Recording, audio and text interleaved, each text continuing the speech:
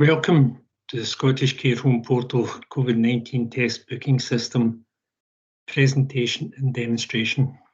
Before we move on to the actual demonstration, we'd like to go over a few things that may help you with the system. The booking system should not be used for care home residents. Please follow your local policy for resident testing. This may change in the future. The system cannot be used with Microsoft Internet Explorer web browser. You must use Microsoft Edge, Google Chrome, or Firefox. Only samples that have barcodes starting with the numbers 21A to 25Z and have a yellow stripe on them should be used with our booking system. You'll note the barcode of it starts with 20. This is a test barcode. These samples will be collection kits will be delivered before you go live. Swabs must be removed from the sample containers before they are sent to the laboratory. This has changed to your current practice, and please follow new advice on how to take the samples. All staff tests must be registered on the Scottish Portal booking system before test kits are uplifted by the courier. You must retain a record of the staff details and the test kit number registered to them. If you require support with the system, please use the support button at the top right-hand corner of the screen or telephone the help desk on 0800 008 6587. The help desk is open from 8 AM till 8 PM. Please wait 48 hours from the courier pickup before reporting missing results. Once you've started using the new system, pack up all UK government test kits and mark them as not to be used. Arrangements will be forwarded on the disposal of these test kits. Barcode numbers on these sample tubes begin with 3 letters, for example, AAB. We will now move on to the demonstration of the system.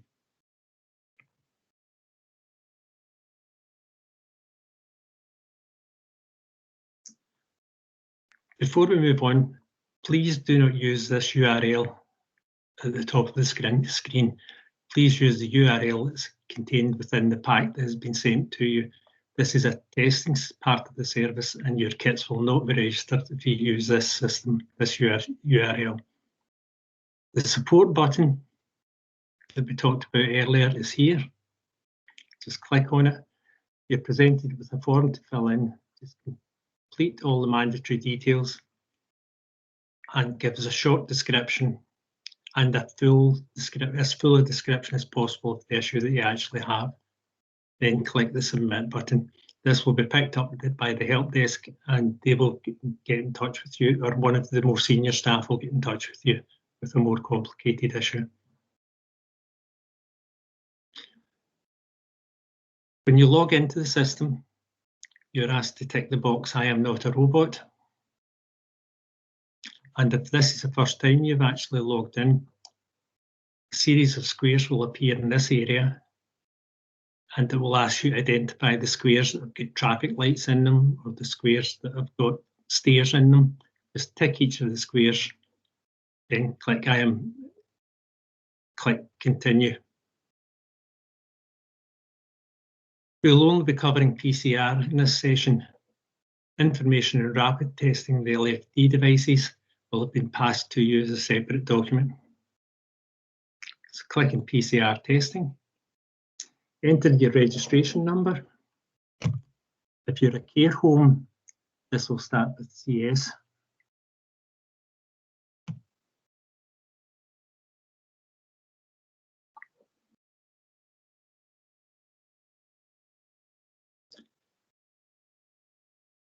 There's a section to register test kits.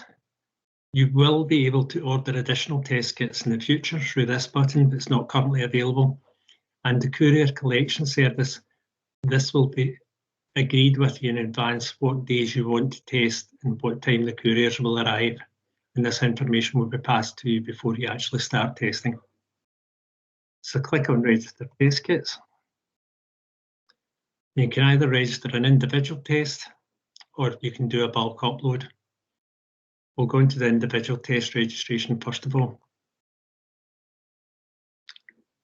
So first of all, at the top of the form, check that your details for your care home are correct. Fields that are marked with a red asterisk are actually mandatory fields. So the first thing it's actually asking for is a test kit URN number. This is the barcode number.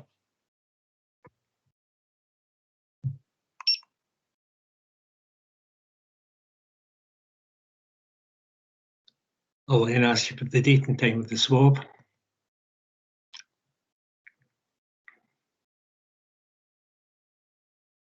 Are you showing symptoms? If you say yes at this point, I'll ask you for the date of onset of the symptoms. Just change it to no. You'll also notice at the right-hand side here, there's a series of boxes that relate to all the mandatory fields, and these will slowly drop off as you actually fill out the system.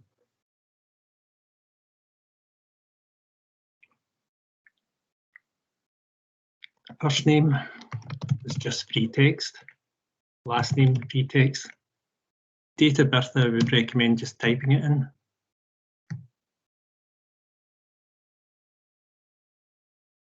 You must use the 4-digit date format, 4-digit year format in the date. Sex, male or female. Ethnic group, you can either select prefer not to say or pick from whatever group you actually want. NHS number, just totally ignore. Country, Scotland. Postcode. If you put in an incorrect postcode format, it will warn you.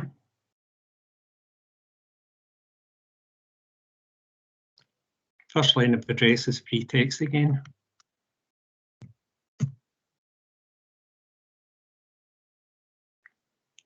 Currently in work, I suspect for most of your staff members it will be yes, and for the last 2 weeks I've travelled to work.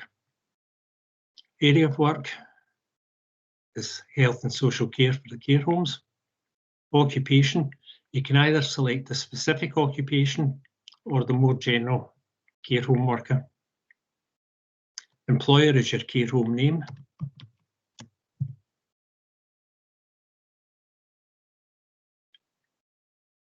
Results email address. This is the email you want the results to go to. This can either be your own individual email or it can be a general email used by the care home.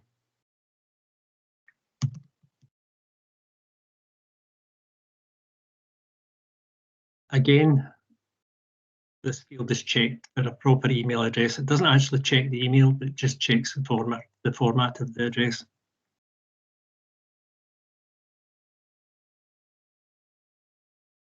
Mobile results. Again, this field is checked for a proper mobile number.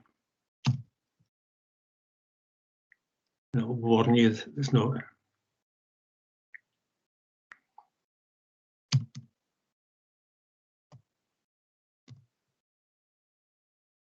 And you'll notice that all the mandatory fields have now been completed at the right-hand side.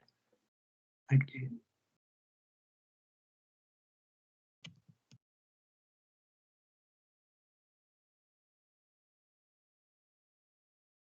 And all you have to do is click and submit.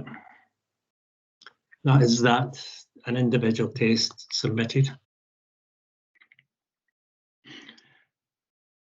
Welcome to this short video on the use of the new bulk upload system. There's quite a few changes in how this is going to operate in future, and I'd just like to talk you through some of the relevant points. As normal, you would click on the bulk upload. And because this is likely to be the first time you're going to be using it, you have to download a new record keeping spreadsheet.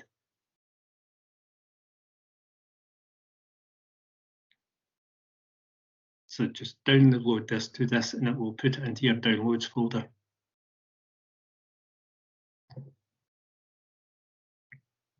The record keeping spreadsheet looks similar to what you currently have.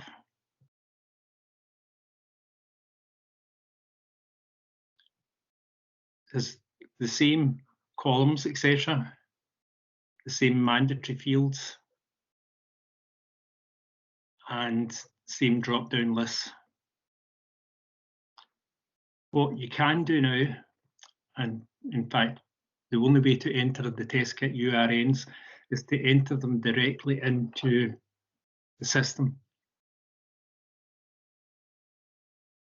You can also copy information into this from your old spreadsheets if they actually work, but you have to be careful how you copy. I can demonstrate that here. If you highlight the information in your old spreadsheet, right-click and copy, come back to this cell and do a paste values only.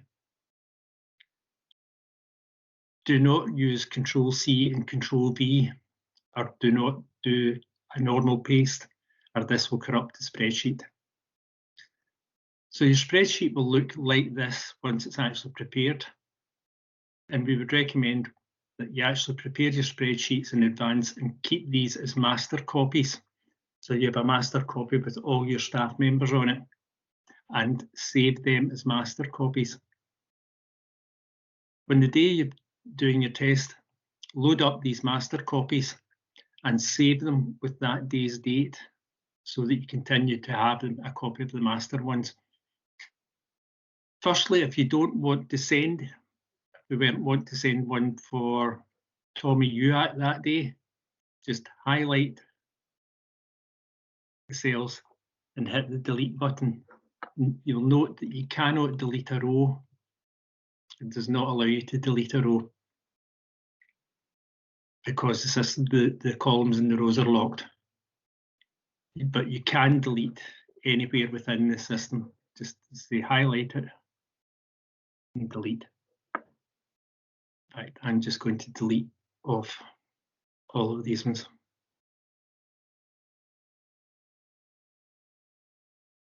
You can still only add 50 patients to, or 50 staff members to the spreadsheet, the same as before. So it's just a case of entering your test kit URN.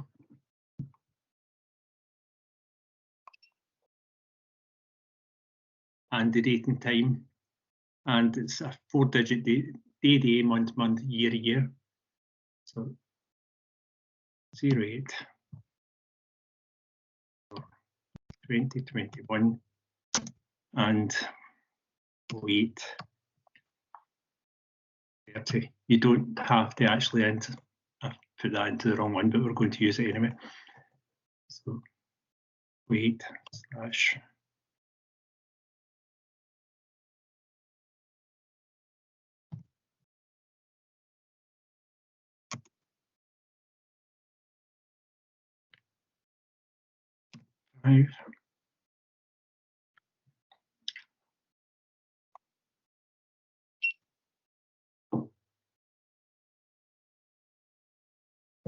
and the last one.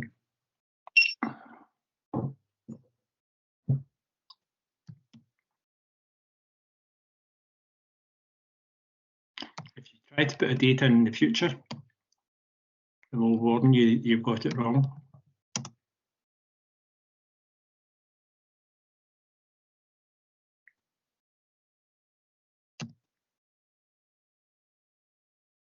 And it will tell you it's an invalid date. Just click and cancel.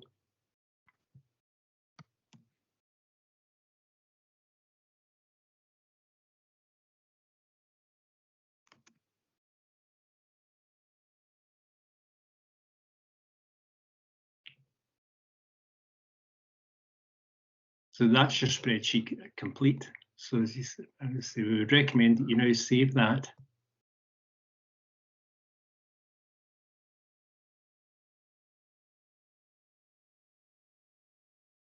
With today's data on it, or whatever naming convention you want to actually use.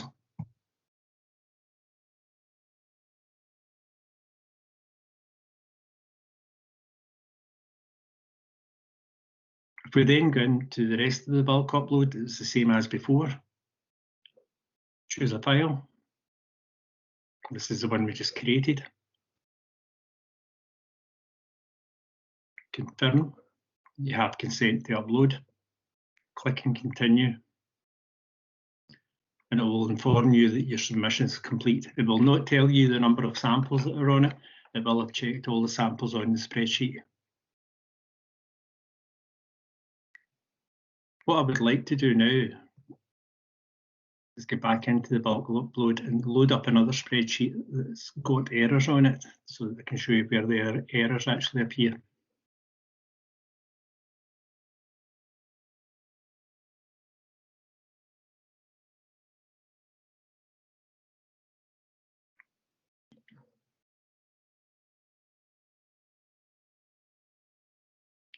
And it's now told me that when I tried to upload this spreadsheet, row 5 is a duplicate URN, so it's already been used.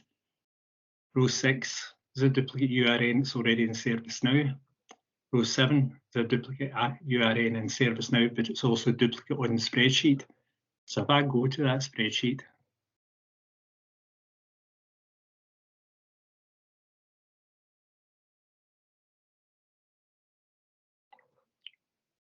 you'll actually see that the first one, which is row 5, the system already knows that that is in, has been booked in for that patient.